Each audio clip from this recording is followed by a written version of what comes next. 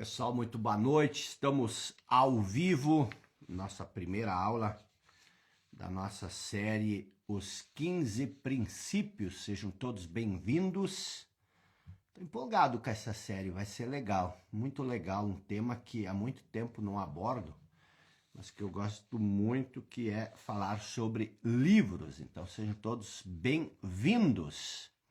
Luciana Duarte na área, Batista, Rose Vital, Tereza, boa noite, Alex, quem mais? Tina, boa noite, Alzira, Carlos Fernando, boa noite, Lira, Suzy, Meireles, boa noite, Christian, e aí, tudo bem? Christian Petri, na verdade é meu sobrinho, né? Um abraço para você aí, Christian. Luzi Cleide na área, Sara, boa noite, Cláudia, Fabão, Godoy, Jonatas, boa noite, Elisa, Cláudia Barros, Ricardo Pool, boa noite, Pará, tá na área, boa noite, pessoal. Então, nós começamos um pouco antes, mas já está quase na hora, o pessoal está chegando, sejam todos bem-vindos. Yoga pra Vida, Nutri Michele, boa noite. Proativa Capinzal, boa noite. Júnior Drauzio Armando, boa noite. Rosa, Daniel Stephen, boa noite. Michele, na área Jamil, um grande abraço, Jamil Albuquerque, estamos junto. Andréia, boa noite. Regina, Giovan Guimarães, Natamar, boa noite, pessoal, sejam todos bem-vindos. Só esperando chegar a hora, eu entrei um pouco mais cedo. Bruna Velhinho tá na área também. Balbino Araújo. Então, o que nós vamos trabalhar nessa série de 3 aulas? Eu quero falar um pouco sobre vocês, falar um pouco para vocês sobre livros. Como ler como um escritor. Você sabe que escritores leem de uma maneira diferente. Então, nós vamos falar muito nessas 3 aulas como você pode aprimorar a leitura, como ler de uma maneira mais rápida, mais eficaz e principalmente como aplicar aquilo que você lê.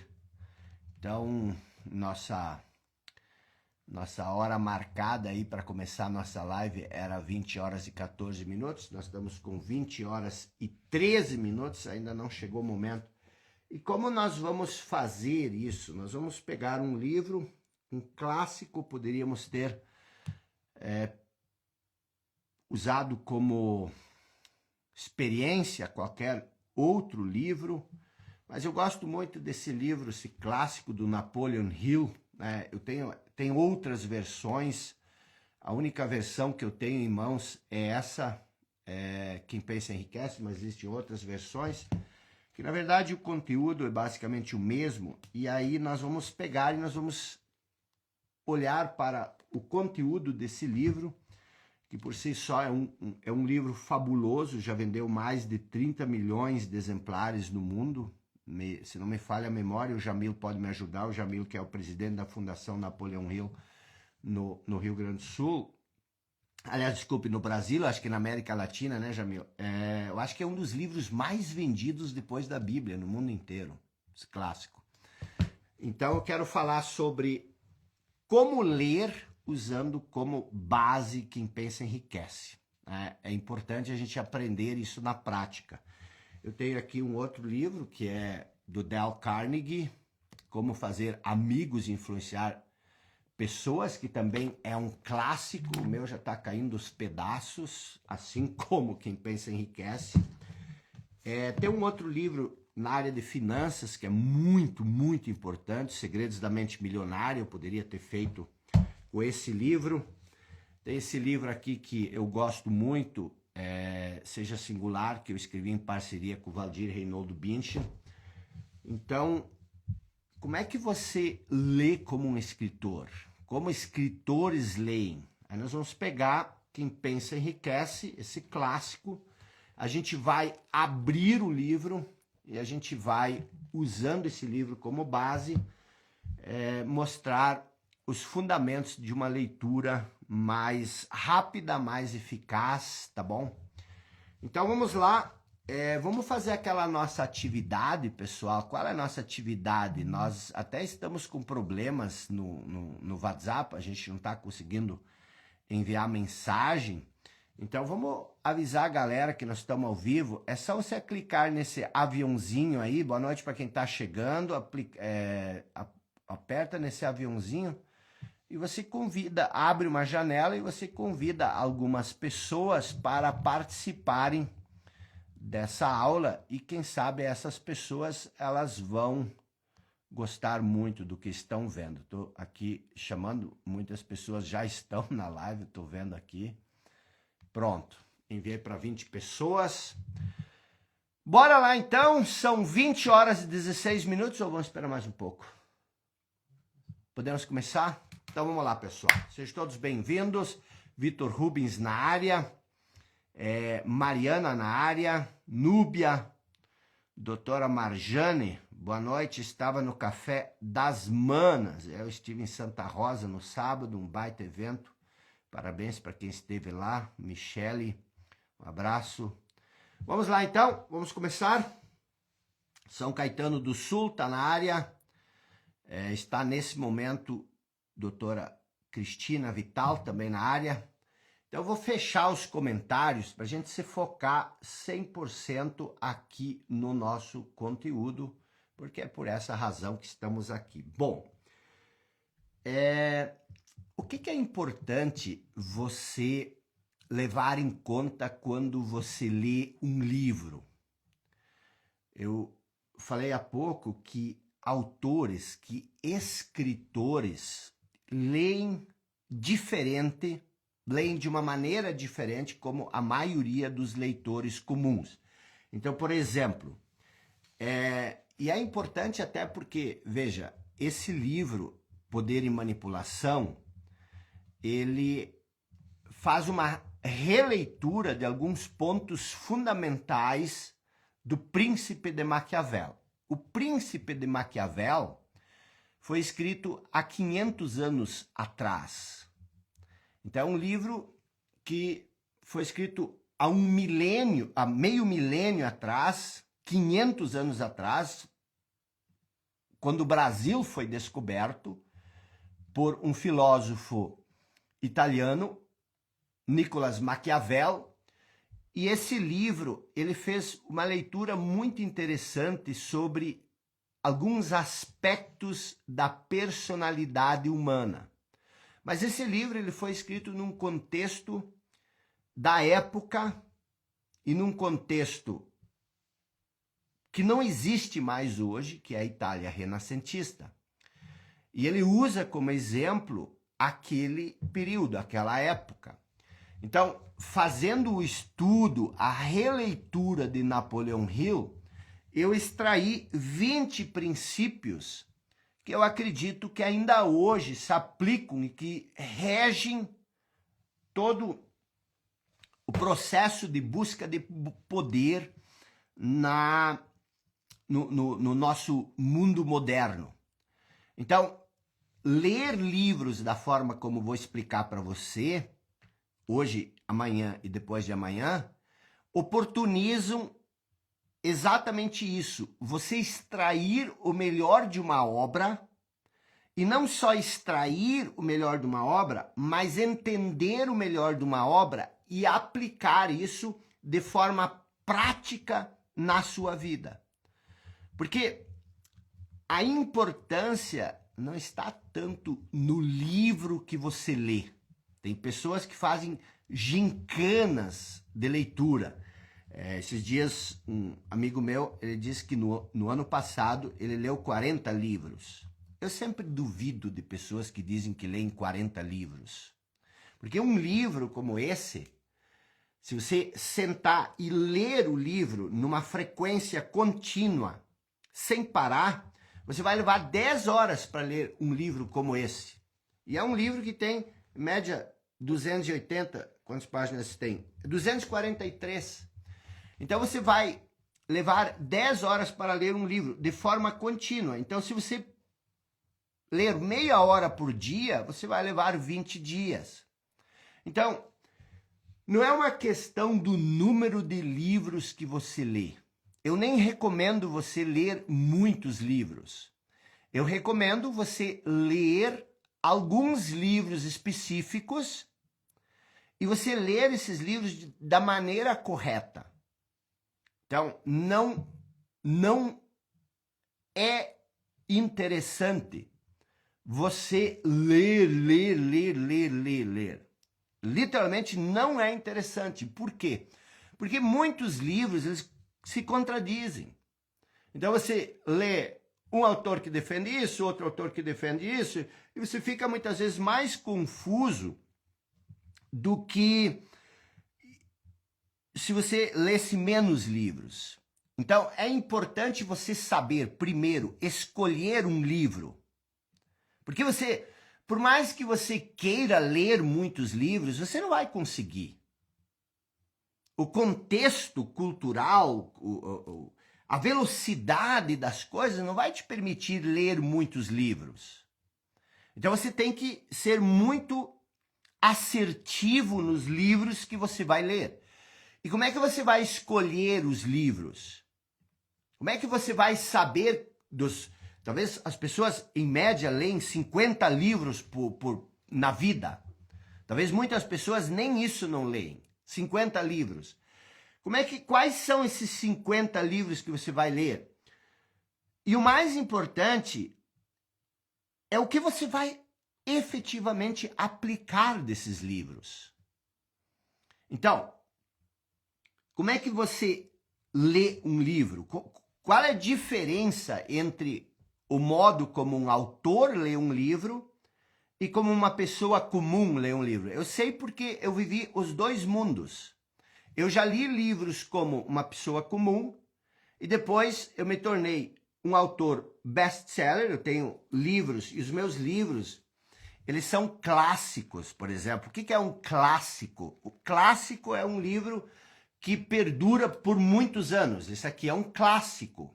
Por quê? Porque ele foi escrito, acho que em 1937, e ele ainda está vendendo livros, são quase 100 anos.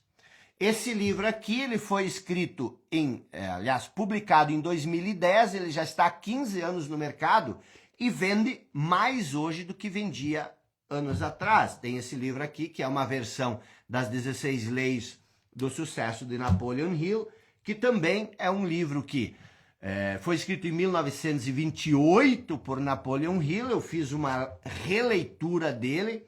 O livro do Napoleon Hill tem várias versões que vendem e esse aqui também vende muito. Então, qual é a diferença que eu vou falar ao longo das 3 noites? Toda noite eu vou trazer diferentes aspectos de como você precisa ler. Então, hoje eu vou apresentar 1 ou 2, amanhã o 2 ou 3, na quarta-feira mais alguns. O primeiro ponto mais importante que você precisa entender é o seguinte, preste bem atenção, isso é muito importante. Um escritor, ele nunca senta e começa a escrever o livro na página 1 e vai indo, e vai avançando até a página 244. Ninguém faz isso. Não se escreve um clássico dessa maneira. Você senta, por exemplo, esse aqui, As 16 Leis do Sucesso, de Napoleon Hill, esse livro aqui, não, mas o original dele era um curso que ele dava por correspondência. Era um conjunto de palestras que ele dava. Então, a estrutura do livro já existia muito antes dele começar a escrever o livro. Aliás, se você pegar o original The Law of Success, que são 8 volumes do Napoleon Hill, eu tenho umas 3 versões das mais antigas, inclusive uma original, que são os 8 volumes. Se você pegar esses 8 volumes, você vai ver que existe muita repetição, onde ele explica na lei 5, ele retoma a lei 1, a lei 2, por quê?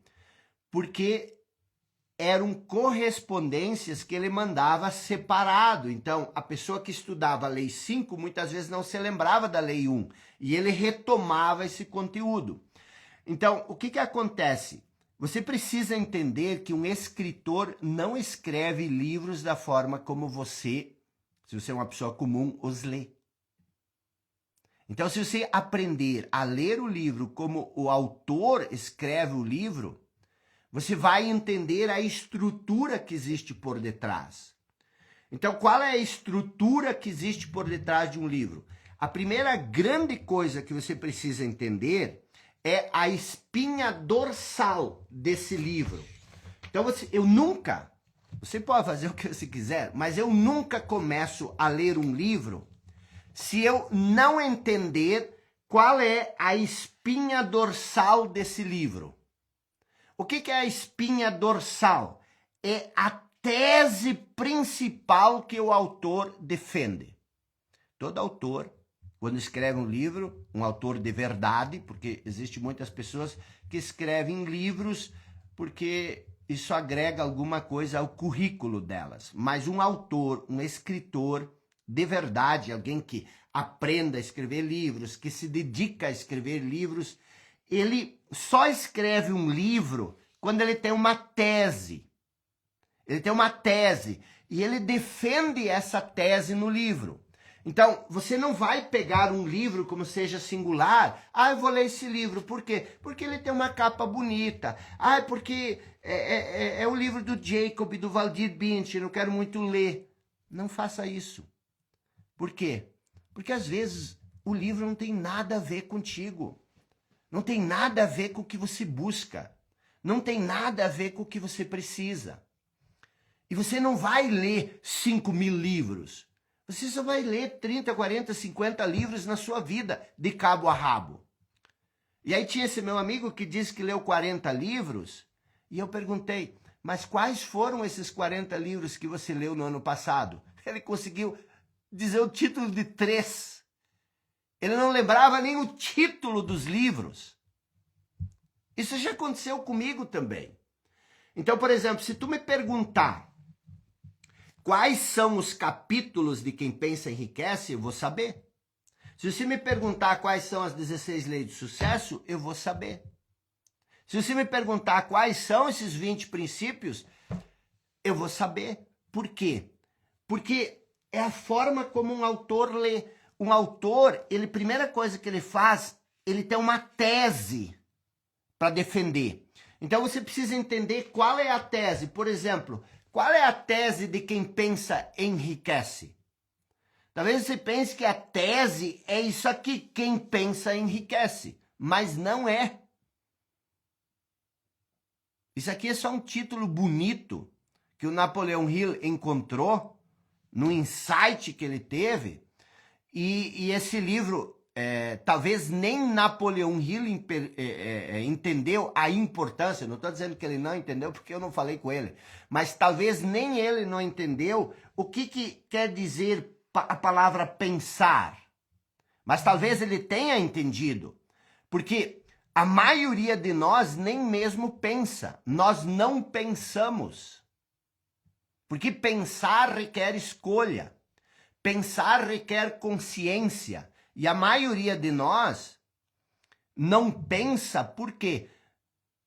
Porque aquilo que nós pensamos ser pensamento é, na verdade, uma reação automática do nosso condicionamento mental. Então, nós temos um condicionamento, nós temos um conjunto de padrões mentais, de crenças, nós temos toda uma estrutura mental na nossa cabeça e quando nós estamos diante de um estímulo, é essa estrutura mental que reage. Mas isso não é pensar. não no pensar da maneira como a filosofia entende pensar.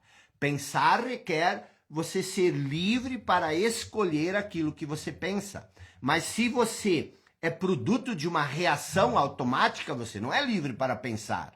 Eu sempre digo o seguinte, se você só é livre para pensar se você também é livre para ficar 5, 6, 10, 15 minutos sem pensar. Você consegue ficar sem pensar? Porque se você não consegue escolher parar de pensar, também é difícil você escolher pensar. Então, qual é a tese de quem pensa enriquece? Que toda pessoa que pensa enriquece? Ora, você pensa muito ou não? Você não pensa o dia inteiro e nem por causa disso você alcança a riqueza material. Então, se todo autor ele tem uma tese, qual é a tese de Napoleão Hill quando ele escreve Quem Pensa Enriquece? Você até talvez pode divergir comigo, não me interessa. Estou colocando o meu ponto de vista, eu estudo Napoleão Hill, estudei Napoleão Hill durante décadas, escrevi livros sobre ele. A tese de Napoleão Hill em Quem Pensa Enriquece, ela é uma outra coisa. Ele diz o seguinte, que existem 13 princípios, 13 passos que pessoas que alcançam riqueza seguem. Então, o que você precisa? Como é que um escritor lê? O escritor lê como ele escreve. Então, o primeiro ponto que você precisa entender, antes mesmo de começar a leitura, você precisa entender qual é a tese principal de um livro. E a tese principal de Quem Pensa Enriquece é que existem 13 passos que uma pessoa precisa seguir para alcançar a riqueza. Mas o que ele quer dizer com riqueza? Quando ele fala em riqueza, Napoleão Hill, ele não fala só em riquezas materiais. Ele também diz em riqueza espiritual. Ele diz que quem pensa enriquece. O livro, por si só, ele defende esses 13 passos como os passos para quem quer alcançar dinheiro, para quem quer alcançar fama, para quem quer alcançar poder, para quem quer alcançar satisfação, para quem quer desenvolver uma personalidade, para quem quer paz de espírito, para quem quer felicidade. E é lógico que quando você olha para o livro, você se pergunta, isso é importante para mim? Eu preciso disso? Eu quero? É isso que eu busco? Então, o primeiro ponto que você precisa entender é a espinha dorsal do livro. Qual é a tese que o livro defende? Aí você vai me perguntar, mas como eu descubro isso? Então, nós vamos por passo. Primeiro, você vai entender o que você precisa saber, e depois, amanhã e depois, nós vamos falando como saber. Então, a primeira coisa que você precisa entender é a tese que o livro defende. Segundo ponto, você precisa entender qual é a estrutura. Eu falei da espinha dorsal, é a tese. Segundo ponto, você precisa entender qual é a estrutura que esse autor, qualquer autor, usa para defender a tese dele.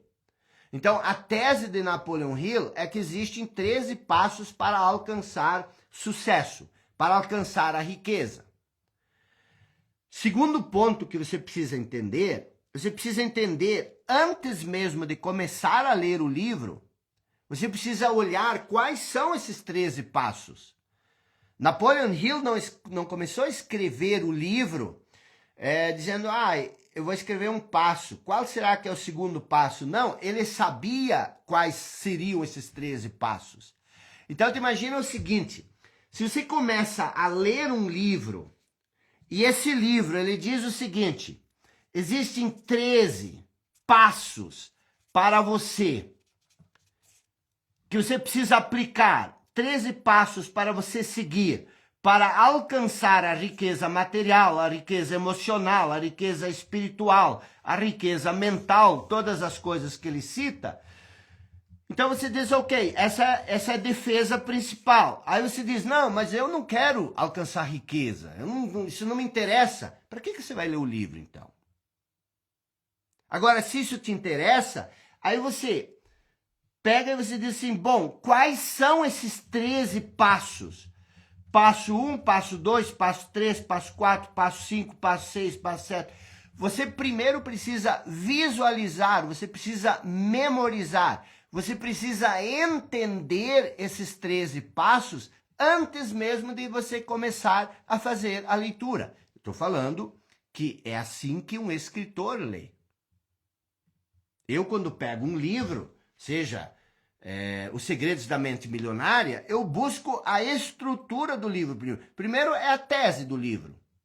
Esse aqui, ele diz o seguinte, que pobres pensam diferente que ricos. Pessoas ricas pensam diferente do que pessoas pobres. E aí ele faz metade do livro, ele faz uma análise. Por que isso é importante?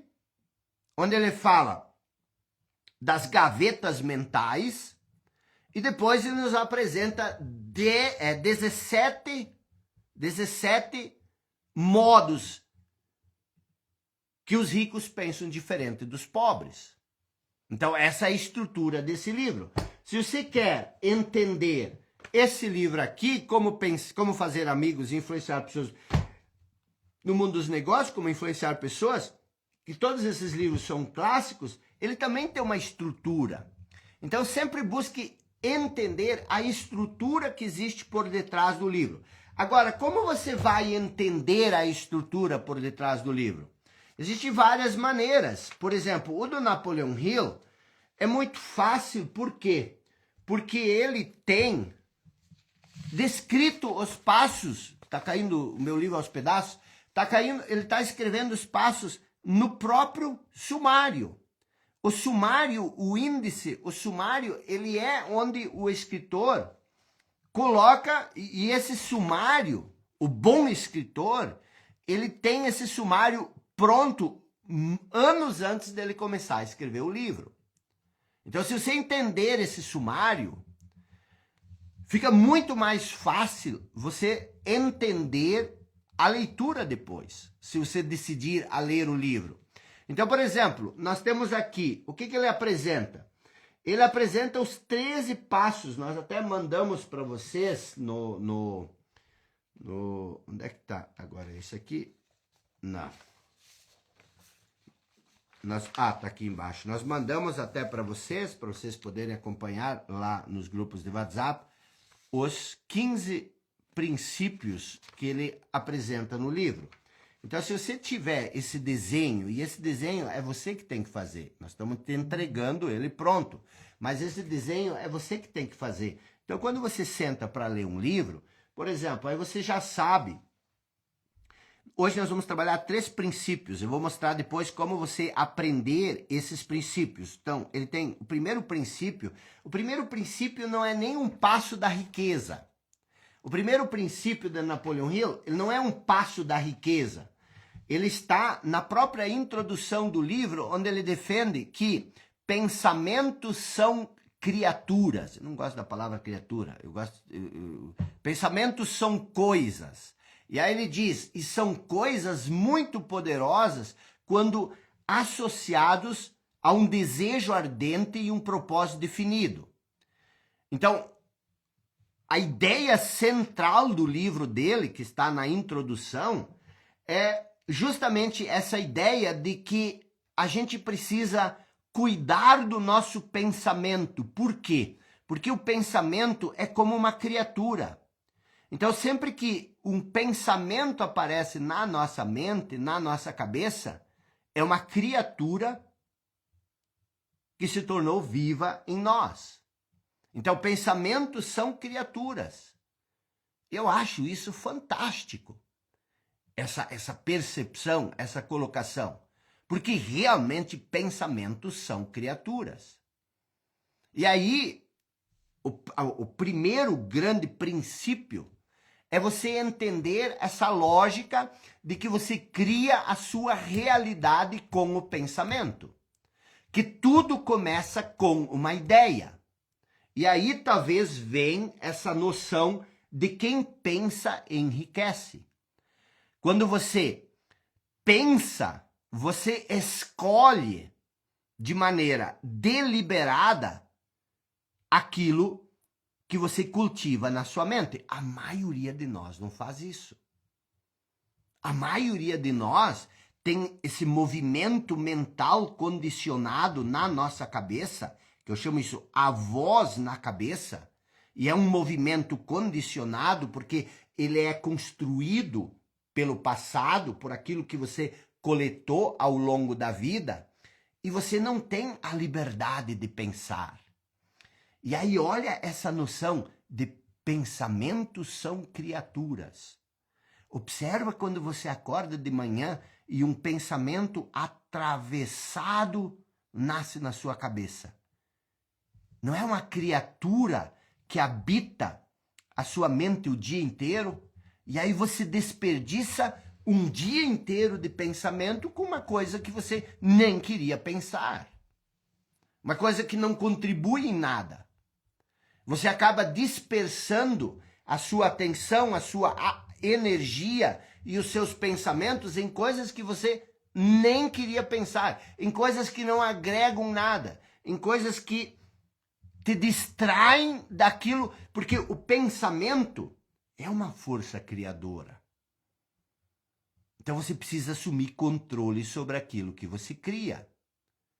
Então assim, para mim, lógico, eu leio Quem Pensa Enriquece da minha forma, e para mim a interpretação que eu faço pode divergir da tua, como eu já falei antes, mas para mim o primeiro grande princípio está na introdução. O que diz a introdução? Primeiro parágrafo: pensamentos são criaturas. E criaturas poderosas quando se misturam com propósitos definidos, com persistência e com desejo de que tudo se traduza em riquezas e em outros bens materiais. Então, a primeira coisa que eu aprendi ao ler Napoleon Hill foi o seguinte, e aí vem todo um desmembramento dessa única frase. Você não precisa ler o livro inteiro. Vou te dizer, 70% do que está nesse livro é dispensável. Assim como em praticamente todos. 70% é floreio. 70% é encheção de linguiça, como se diz, para tornar o livro bonito, para ilustrar as coisas que ele ensina com exemplos. Mas você não vai aplicar os exemplos. Então, por exemplo, quando eu sei que pensamentos são criaturas, imagina você encher a sua casa de criaturas sobre as quais você não tem controle. Então você tem um gato, você tem um cachorro que você trouxe para dentro, mas também tem cobra, tem lobo, tem aranha, tem crocodilo. Imagina tu trazer esses animais, essas criaturas para dentro da sua casa. Você não faria isso. Agora você permite que essas criaturas habitem a sua mente.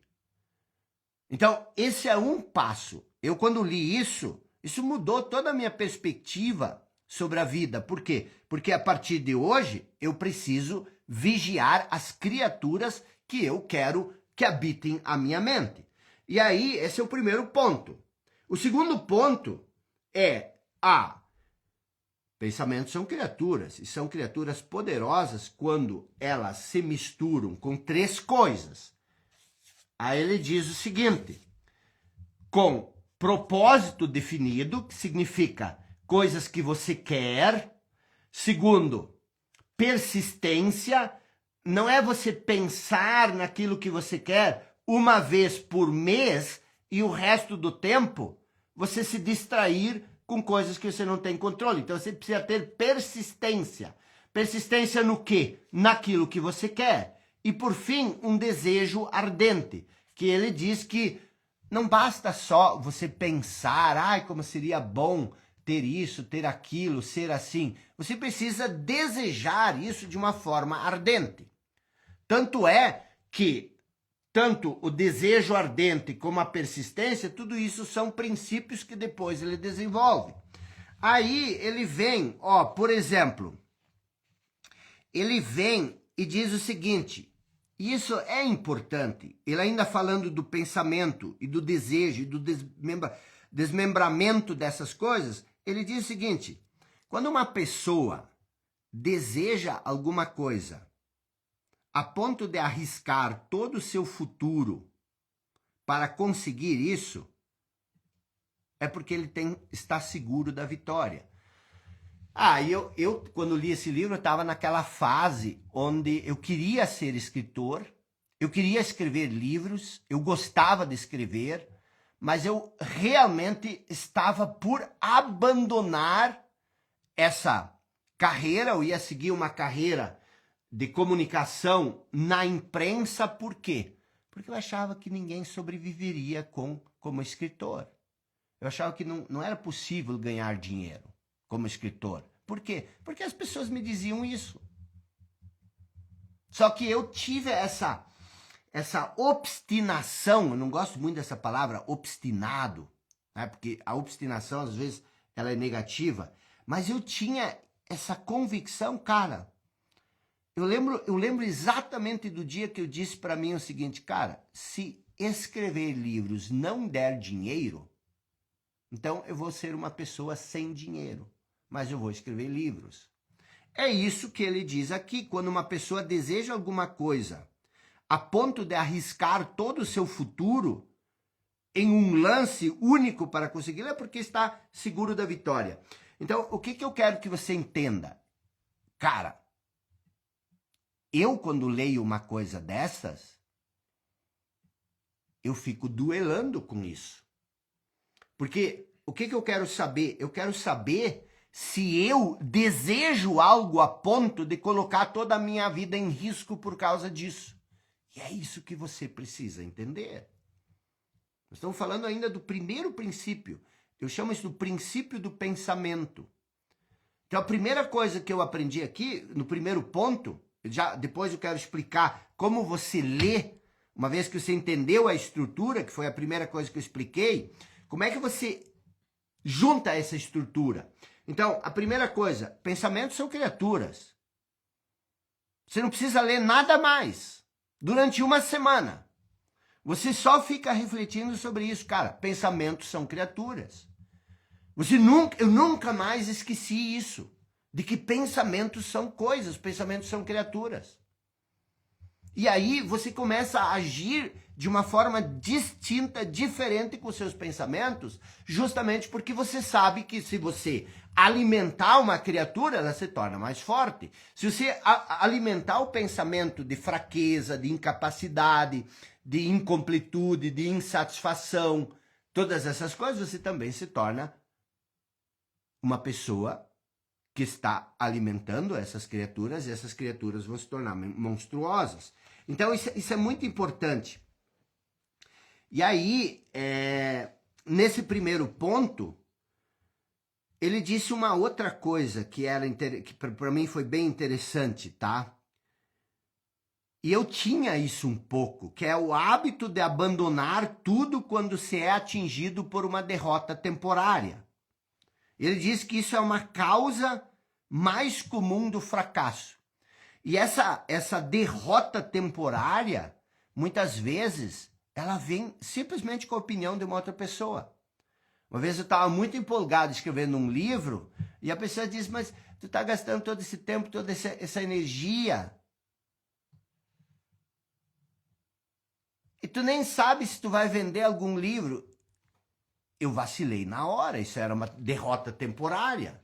Tu não precisa escrever um livro e fracassar para sentir uma derrota temporária. E aí eu me lembrei disso, eu digo, cara, isso é uma derrota temporária. Eu não vou me deixar atingir, afligir por essas coisas. E aí ele diz uma outra coisa, que ninguém é livre de, antes de alcançar o sucesso, sofrer derrotas temporárias e até fracassos. E que nesse caso a reação mais comum é desistir. E é o que a maioria das pessoas faz. Eu disse, eu não vou ser a maioria. E eu comecei a observar a maioria e era exatamente isso que a maioria faz. Então, ainda sobre o pensamento, princípio 1, ele escreve uma coisa muito interessante.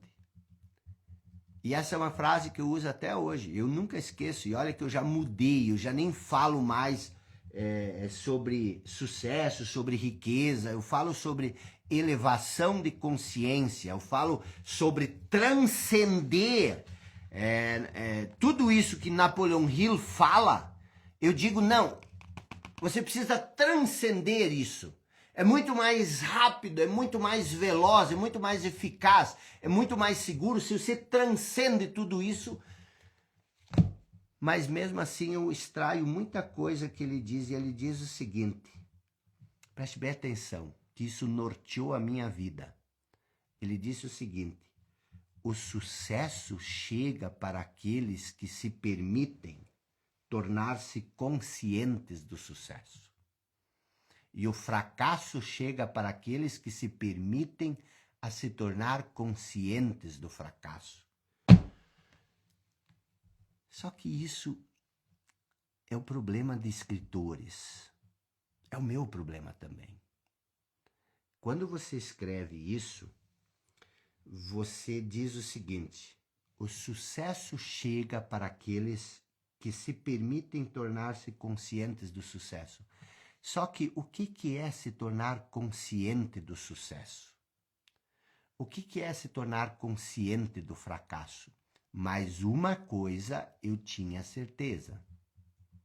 Se eu era uma pessoa que me considerava infeliz, insatisfeita, uma pessoa estagnada, uma pessoa que reclamava de tudo e eu era essa pessoa, isso eu tinha certeza. Se eu era uma pessoa que se sentia insatisfeito, uma pessoa que se sentia insatisfeita, insuficiente, aquela sensação de você não ser suficiente, de incapacidade, eu não sou capaz de conseguir as coisas que eu quero.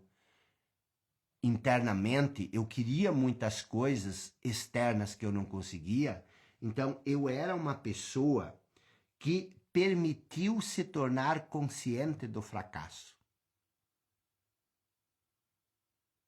E agora eu ia ter que virar o jogo.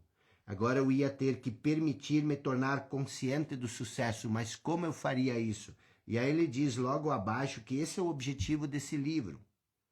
Para aqueles que buscam aprender a arte de trocar na sua mente a consciência do fracasso pela consciência do sucesso, deveria estudar esse livro. Então essa é a tese central do livro. E como é que você troca uma consciência de sucesso por uma consciência de fracasso? Ele aborda 13 passos para fazer isso. E eu estudei esses 13 passos, eu assimilei esses 13 passos, e isso mudou em grande parte a minha vida, mas não me trouxe tudo o que eu queria. Mas me trouxe um avanço significativo. Esse livro aqui, por exemplo, me trouxe muito do que me faltava depois de ler Quem Pensa Enriquece. Esse livro aqui depois resolveu em grande parte a minha questão de administrar o dinheiro. E aí, esse livro aqui me deu coragem para eu ser eu mesmo. Que Napoleon Hill não me deu essa coragem. Ele me mostrou 13 passos, mas eu precisava me tornar aquilo que eu sou em essência. Porque se eu fico imitando outras pessoas, eu perco minha autenticidade, eu perco a minha espontaneidade. Então, você precisa um conjunto de livros, e não estou dizendo que o livro de Napoleon Hill, Quem Pensa Enriquece, é falho. Não. Mas o que eu quero que você entenda? Que talvez você só precise ler 8, 9, 10 livros na sua vida. Mas que você precisa entender quais são as partes que você precisa para avançar, para evoluir. Se você realmente quer ser uma pessoa singular, trazer a sua essência, que é única, que é exclusiva para si, você tem que ler esse livro. E por que eu estou falando? Esse livro é que eu escrevi com o meu mentor, um dos meus mentores, com o Valdir Binch. Você não vai encontrar isso no livro de Napoleon Hill. Mas esse livro ele vai te ajudar muita coisa. Então, o sucesso chega para aqueles que permitem tornar-se conscientes do sucesso. Eu te pergunto, se isso é verdade e você não tem sucesso, é porque você não desenvolveu a consciência do sucesso, a consciência da riqueza. E como você faz isso? Aí ele diz que esses 13, 15 princípios que nós vamos ver ao longo dessa nossa série, nessas nossas 3 aulas, eu vou falar dos 13 princípios, vou explicar eles para você. Se você aplicar isso na sua vida, você vai conseguir fazer essa transição de uma mentalidade de fracasso para uma mentalidade de sucesso. Por isso que eu falei antes, no início, que a espinha dorsal desse livro é ensinar 13 passos para você alcançar a riqueza material. Aí ele diz uma coisa que também me chocou na época e mudou toda a minha linha de pensar. Ele diz o seguinte: nós nos recusamos a crer naquilo que não entendemos. Se você não entende uma coisa, você tende a sair correndo dela. Muitas vezes até você combate ela. Então ele diz o seguinte: nós totalmente acreditamos que as nossas limitações são a exata medida das limitações. Ou seja, você acredita que você tem limitações e você acha que esse pensamento, essa crença determina as limitações. Eu sempre falo daquela passagem onde os apóstolos ficaram estupefatos quando viram Jesus caminhando sobre as águas. E aí Pedro disse: se és tu, Senhor, porque eles acharam que era um fantasma, me chama, mas eu também quero caminhar sobre as águas. E aí Jesus chamou Pedro, e Pedro, vendo Jesus caminhar, por um momento ele acreditou que era possível caminhar sobre a água. Ele saiu caminhando sobre a água, mas quando a água bateu nas canelas dele e ele sentiu o movimento e as ondas, ele imediatamente deve ter pensado: meu Deus, isso é impossível. E aí ele começou a pedir socorro, dizendo para Jesus para salvar ele. Jesus pegou a mão dele e disse: homem de pouca fé. E aí ele faz uma coisa que poucos de nós refletimos sobre. Ele pergunta: por que duvidaste? Por que ele duvidou? Não é que ele não era para ter duvidado. Jesus diz: o que te fez duvidar? Então pense, o que te faz duvidar das coisas que você quer? Não é o conhecimento? A experiência passada?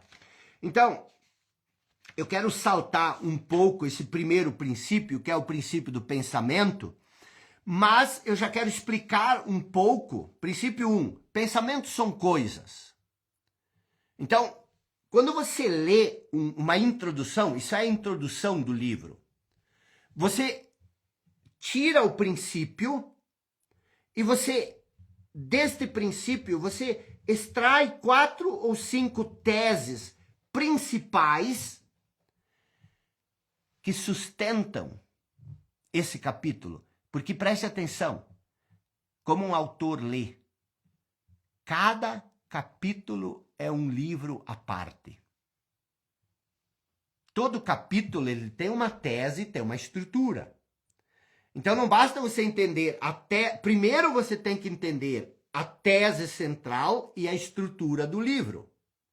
Depois, quando você entendeu a estrutura do livro são os 13 princípios, eu extraí mais 2, então são 15. A tese central é o quê? Existem 13 passos para quem quer alcançar riqueza. Essa é a tese principal do livro, então você tem que entender isso. Se você não quer alcançar riqueza, deixa o livro para o lado.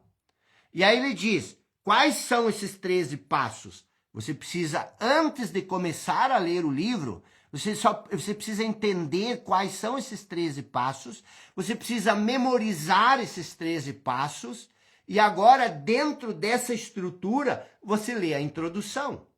E dentro dessa introdução existe uma tese, pensamentos são criaturas, e existe também uma pequena estrutura que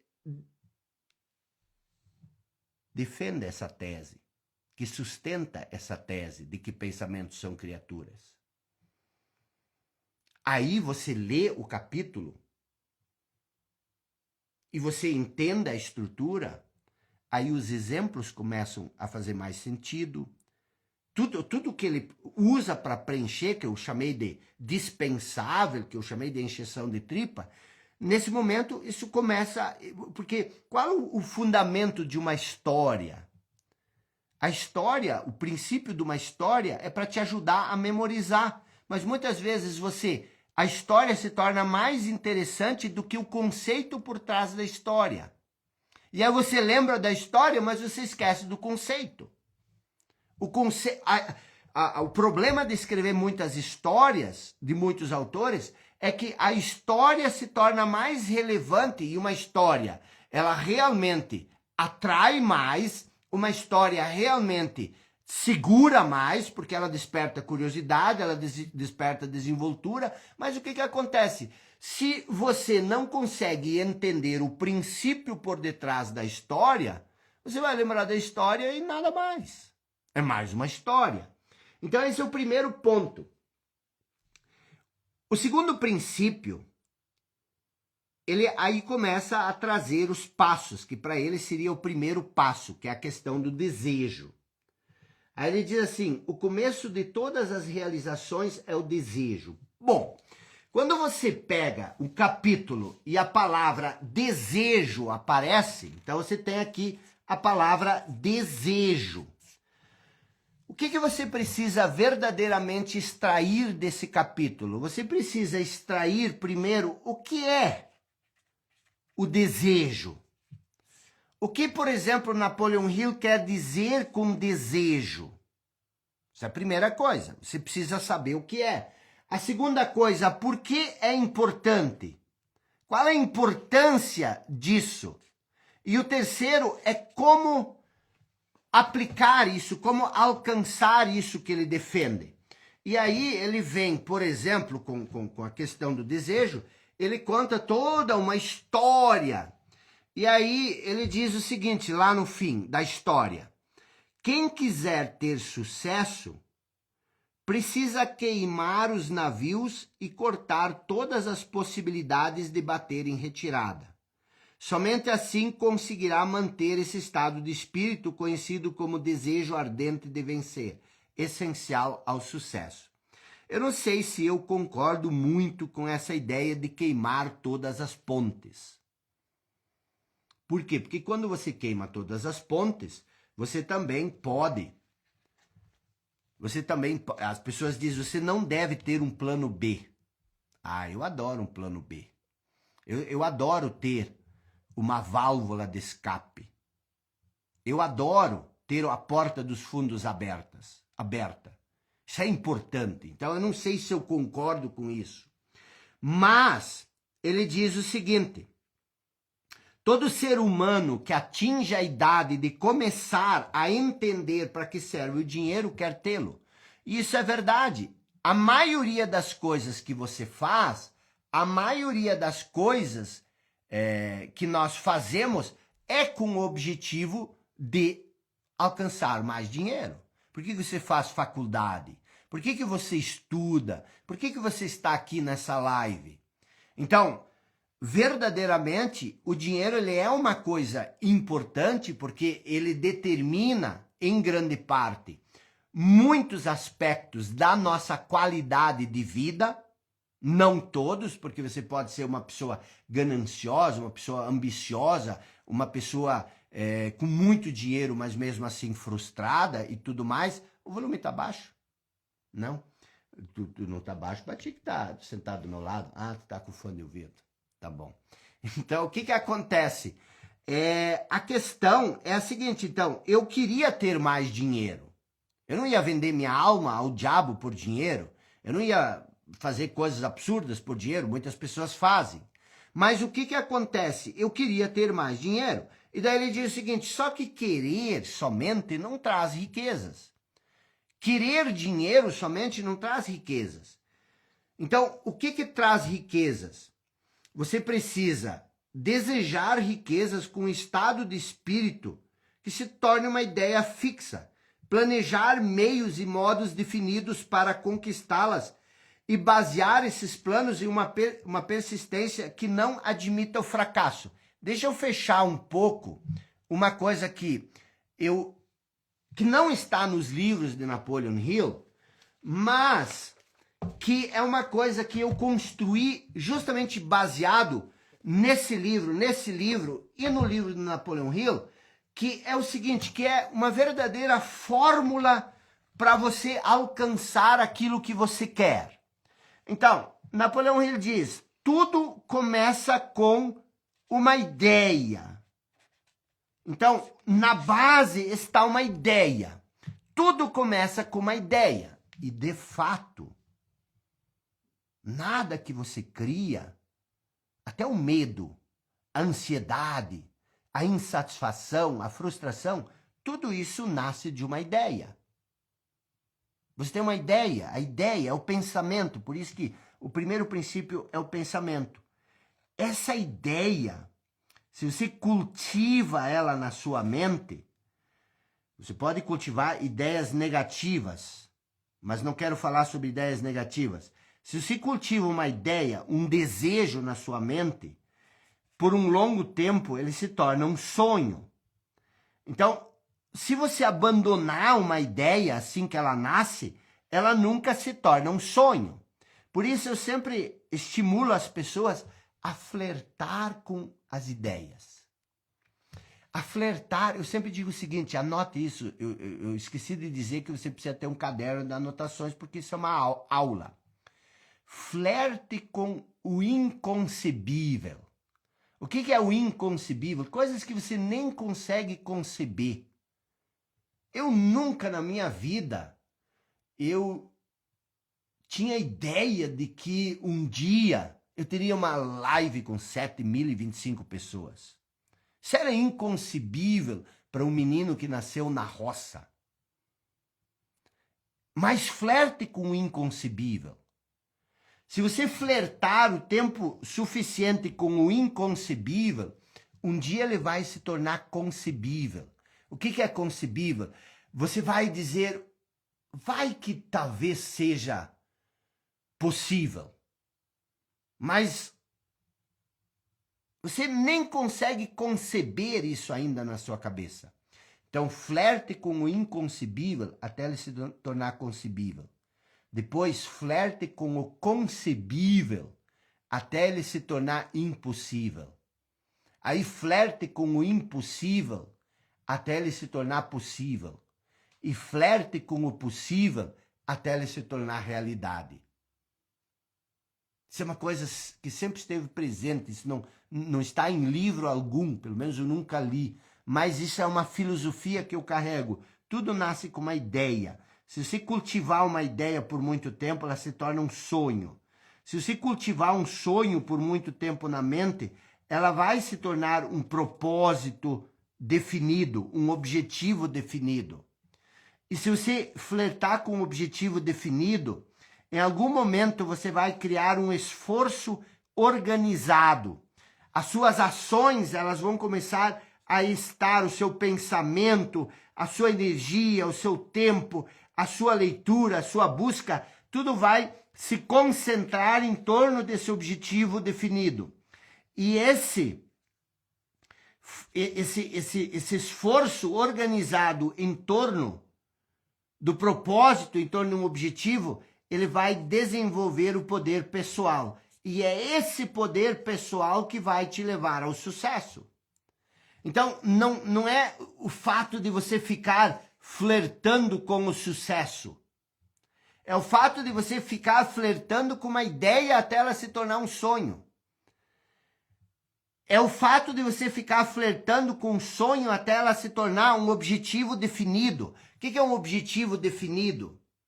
É um desejo ardente de querer uma coisa específica.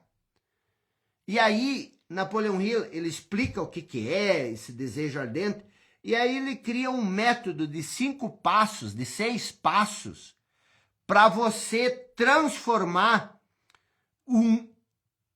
uma ideia, um sonho,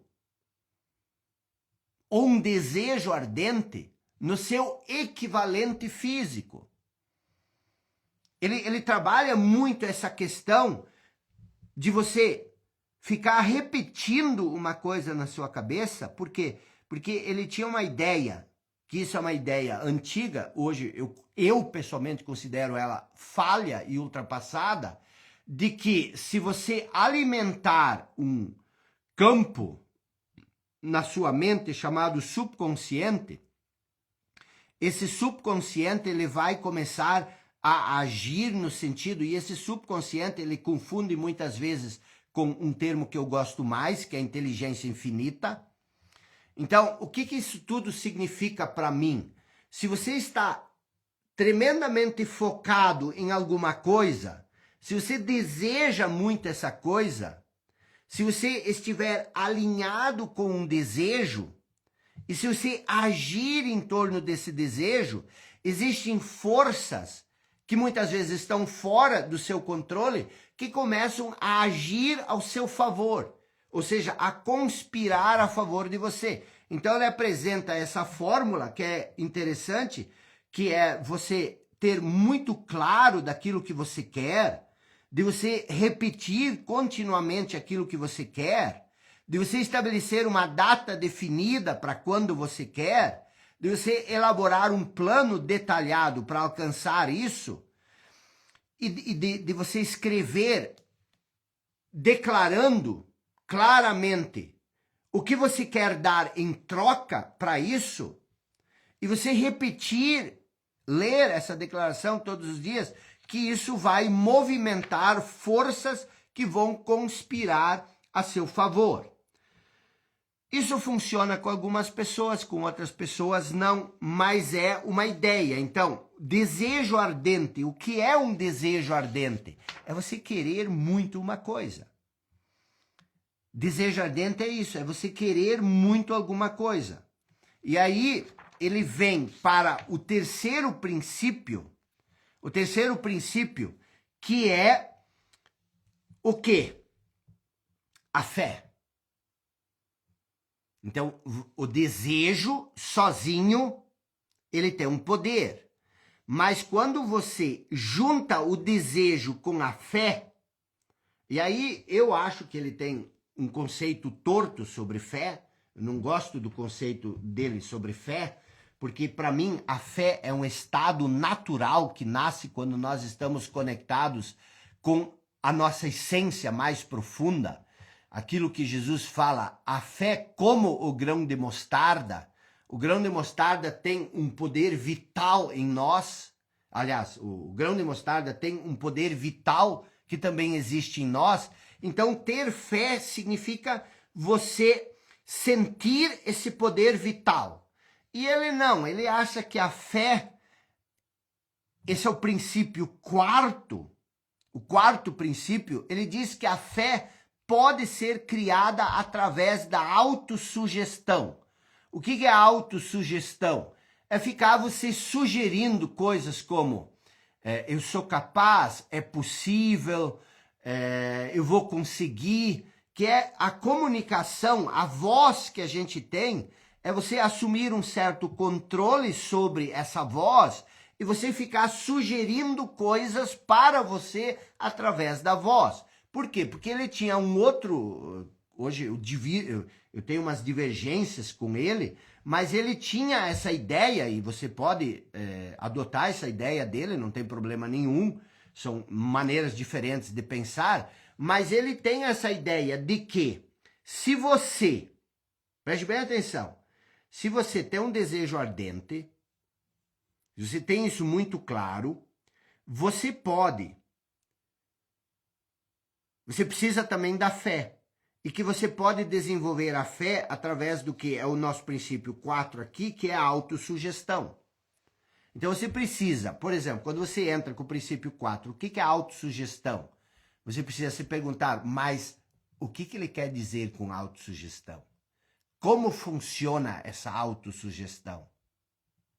Como eu posso aplicar essa autossugestão? Isso verdadeiramente é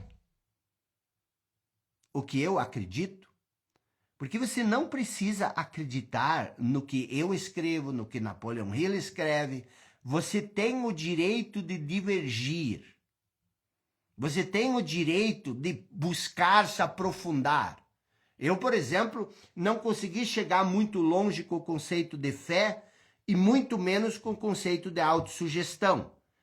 Mas esse foi o pontapé, o livro de Napoleon Hill foi o pontapé. Eu acredito nos princípios.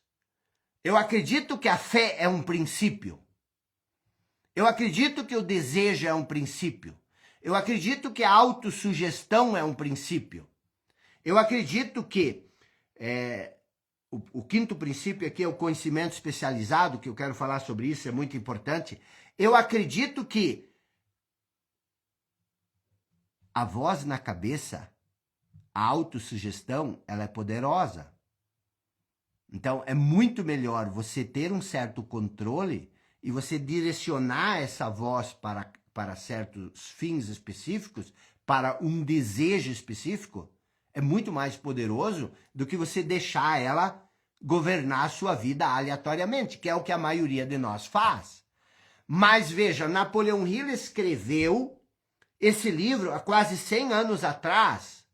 Existem conhecimentos novos sobre os princípios que ele defende. Os princípios são verdadeiros. Não tem como você não se beneficiar com um princípio como o princípio sobre o pensamento que está na introdução. Não tem como você não se beneficiar sobre o princípio do desejo ardente, de você ter um desejo, de você ter clareza. Não existe como você não se beneficiar sobre o princípio da fé, não existe como você se beneficiar em administrar a voz na sua cabeça, porque esse é um dos nossos maiores adversários, um dos nossos maiores inimigos. Então, os princípios estão certos, mas cabe a você aprofundar isso. Existe muito conhecimento novo, existe muito conhecimento que Napoleon Hill nem mesmo tinha. Porque as coisas evoluíram muito em termos de fé, em termos do funcionamento da nossa mente. Essas coisas, elas são muito importantes a gente entender isso. Mas pense o seguinte, e aí vou só finalizar o princípio 5, que esse para mim foi o mais transformador. O princípio 5, que é o capítulo 4, o quarto passo, ele chama isso de conhecimento especializado. E aí ele diz que existem 2 tipos de conhecimento. O conhecimento geral, que é você saber um pouco sobre tudo, e o conhecimento especializado. O que seria esse conhecimento especializado? É isso que eu busco na minha vida. Conhecimento especializado. Você não deve ler qualquer livro. Você deve ler livros que vão resolver problemas que você tem. Então, para mim, hoje, ler Quem Pensa Enriquece não faz mais nem sentido. O que está aqui não é mais um problema para mim. Eu já solucionei isso. Tenho problemas, adversidades, inquietações de outra ordem. Mas houve um tempo que isso aqui, para mim, era um conhecimento especializado. Depois eu pensei assim, cara, eu não consigo vender um copo d'água para quem está morrendo de sede no deserto. Eu preciso aprimorar um pouco as minhas relações, eu preciso ser um pouco mais persuasivo, até porque eu era uma pessoa muito tosca, muito grotesca. Eu tinha que estudar como fazer amigos, mas eu também tinha que entender como influenciar pessoas. Eu tinha que estudar esse livro. Então, mas veja o seguinte, aí eu comecei a ganhar algum dinheiro, mas eu não sabia o que fazer com ele. Eu ganhava, parecia um balde furado. O dinheiro entrava aí e saía ali embaixo. E aí eu tive que entender como lidar com dinheiro. Eu tive que estudar esse livro. Agora, e aí eu disse o seguinte, tá, mas eu estou extraindo o melhor de mim? Porque eu sou uma figura singular. E nisso o Valdir Bündchen me ajudou muito. Ele é considerado por muitos o mentor da Gisele Bündchen, que é uma pessoa singular. Aí eu digo, como é que eu posso fazer isso?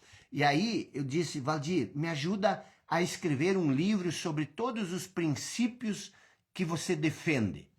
Seja singular. Então, ao escrever o livro com ele, eu me aperfeiçoei nisso. Agora, tu imagina o seguinte, tá? Tu imagina tu juntar 4 livros como esses. Você aprende os 13 princípios da riqueza. Você aprende como fazer amigos e influenciar pessoas. Você aprende como lidar com finanças. E você ainda aprende a extrair o melhor de você. Agora, não basta só ler. Por exemplo, vamos lá. Você então sabe que existe uma ideia central em quem pensa enriquece, que são 13 passos que você precisa aplicar para desenvolver a riqueza. Então você precisa saber esses 13 passos. Nós vimos 4 passos, 5 princípios. O primeiro princípio é o princípio do pensamento. Pensamentos são criaturas. Você não pode deixar qualquer criatura habitar a sua mente. Você tem que ter um controle sobre o que habita aqui. Então, pensamentos são criaturas. Se você tiver um pequeno de um monstrinho aqui, e você ficar alimentando ele ao longo do dia, você vai ter no final do dia um monstro habitando a sua mente. Pensamentos são criaturas. Primeiro ponto. Aí, dentro dessa tese, desse primeiro capítulo, existe uma estrutura que ele monta para defender a tese dele.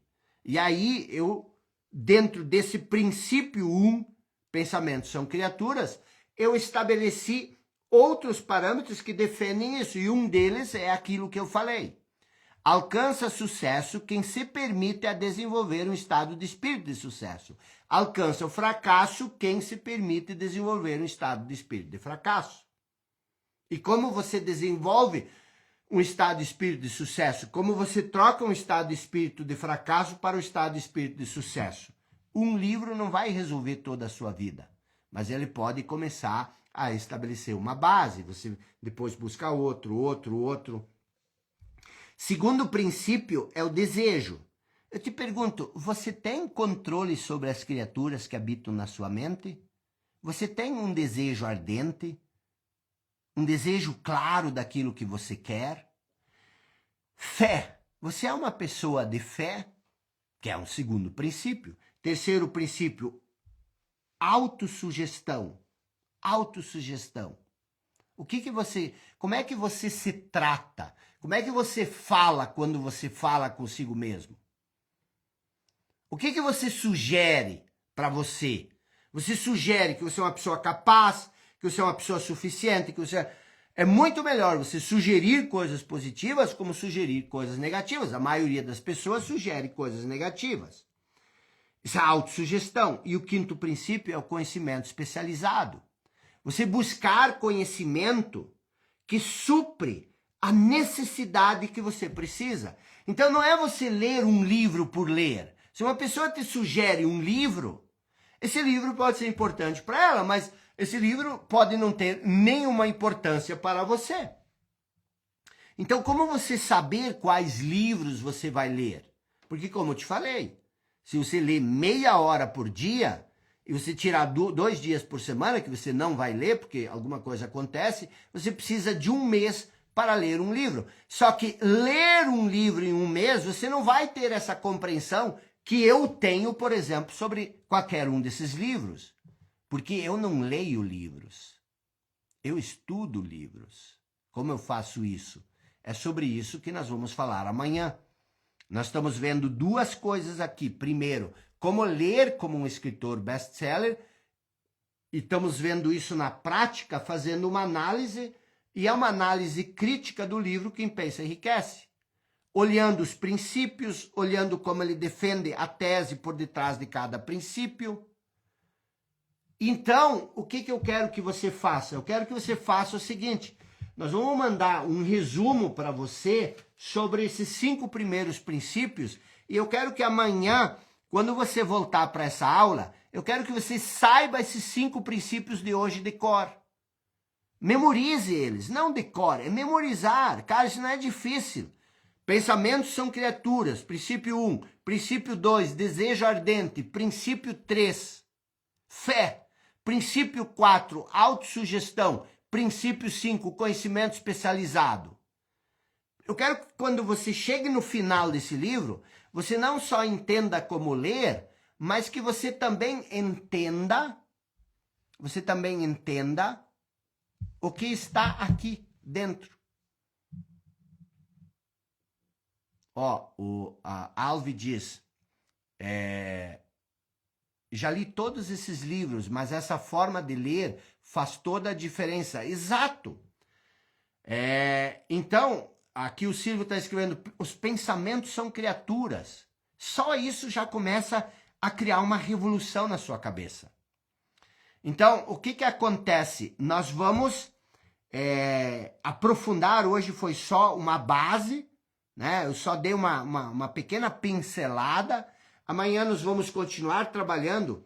E se você olhar, o interessante disso tudo é que, por exemplo, todos esses princípios, eles formam um todo. Tudo começa pelo pensamento. O desejo é um pensamento. O desejo é um pensamento. A fé, de certa forma, é um estado de percepção, um estado de pensamento. A autossugestão é só pensamento. Conhecimento especializado é você alimentar a sua mente com aquilo que é útil para você. Entendeu? Então nós estamos aqui, amanhã nós vamos voltar. O pessoal está perguntando como eu faço para ter acesso. Nós vamos passar uma síntese de cada aula todos os dias. Então em 3 dias você vai ter todas essas sínteses, tá bem? Então o que nós queremos para amanhã? Nós queremos estar aqui. Não adianta você começar através, até porque Napoleão Hill mesmo disse que um dos grandes problemas do ser humano é abandonar tudo que começa. Então, se você começou essa série, bora para cima, são só mais 2 noites, você já chegou numa. Tamo junto, até amanhã. Vamos trabalhar profundamente tudo isso. Tamo junto.